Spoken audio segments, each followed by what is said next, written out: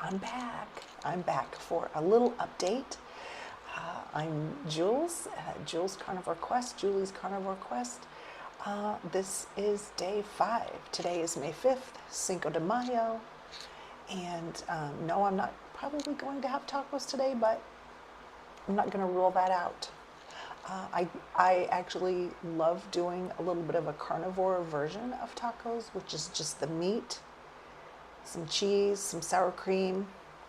Sometimes I add a little guacamole.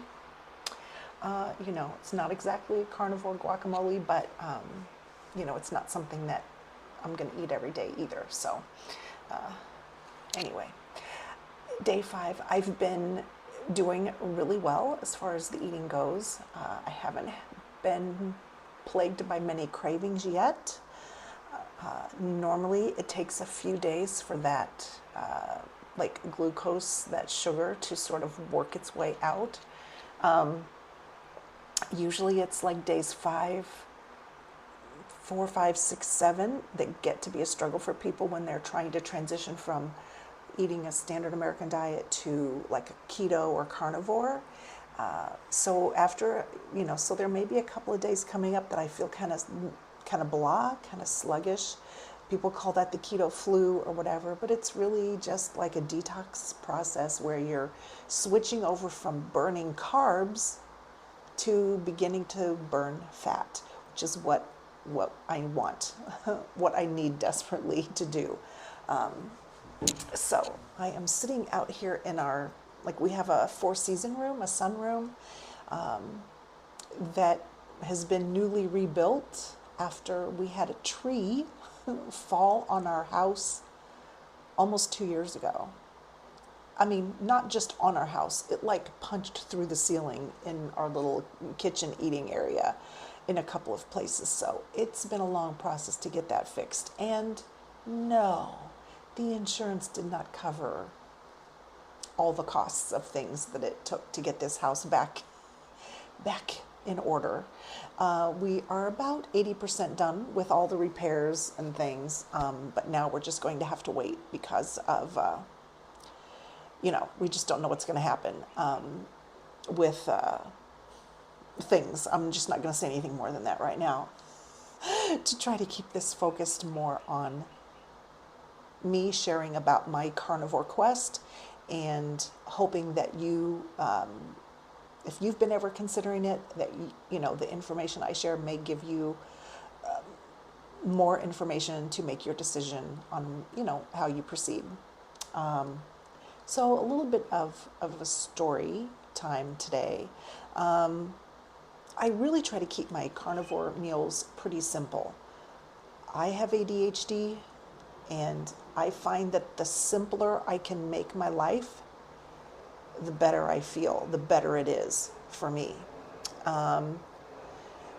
Like there's a joke that you'll see going around, like adulting is just figuring out what to make for dinner every day for the rest of your life. Yeah. So, and that's really true. One of the things I started doing when my kids were small, because mealtime was like crazy, because you got kids home from school, getting home from work, trying to get everybody fed. We might have activities in the evening, scouts or swim practice or, like whatever, all the things, right?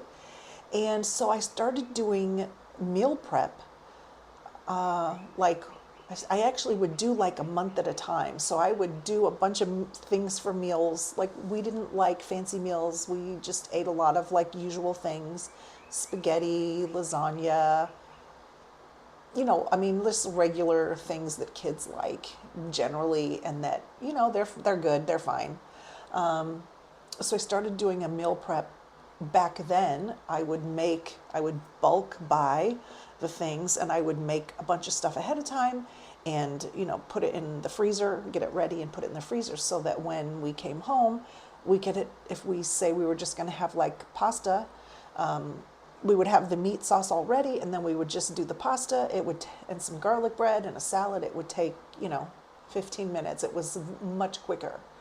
So I started doing that. And what I realized was that having things already ready just, took that little bit of a mental load off.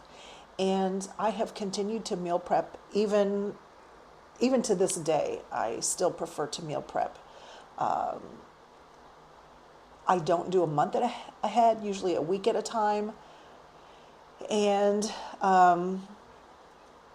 it works perfectly. Back when I was eating standard American diet and trying to eat lots of vegetables, I would even prep, like get all the things ready for salad, and so that I could just have everything in little bags or containers where I could just grab the greens, all the little extra things that I liked back then, and so something that's good, like ADHD is like a whole thing about hyper focus. So when you're doing a meal prep, like ADHD people, I think really enjoy that because you can hyper focus on it for like 2 hours, and you can make, if you work it out right, which you can use your slow cooker and your oven and your stovetop, you can have meals ready super fast, and you won't have to think about cooking for days and days and days and days. Like, it's just like, oh, well, I just reheat it because it's already ready. Ta-da! So meal prep is the best. But anyway, I don't know really where I started going with that, other than it will make your life simple. That's what I was going with it. Simplified. So meal prepping is simplifying things. I don't have to think about it. It's not on my mind. I don't have to wait till I get to the end of my day and run out of spoons of energy because it's already ready. And I just heat it up. Or sometimes I can even eat it cold. Like we all know, cold spaghetti is yummy. Also, so is cold ribeye or whatever. You don't have to eat it cold, but it's okay. Everything that I simplify just takes pressure off of my brain. It takes down that mental load, and it just helps me feel like I don't have to spend so much time like getting ready to do things. So simplification for me with ADHD is great in every area, in wardrobe, in holiday decorations, in seasonal decorations, in getting laundry done, in keeping my meals simplified and easy to do. Everything is better when you simplify and declutter, especially if you have ADHD like me. And it's just been like a wonderful thing to realize that even as old as I am, I can still learn and refine things to make my life fit me better. So day 5, I feel pretty good. I have a little bit of headache today, but we've had some rain this morning. So I think we have a front coming through, and that triggers headaches for me sometimes. It used to trigger migraines. Now I don't get migraines.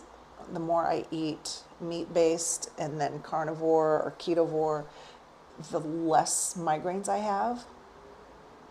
But I feel pretty good. I could have got better sleep last night, and I don't feel like I slept real good.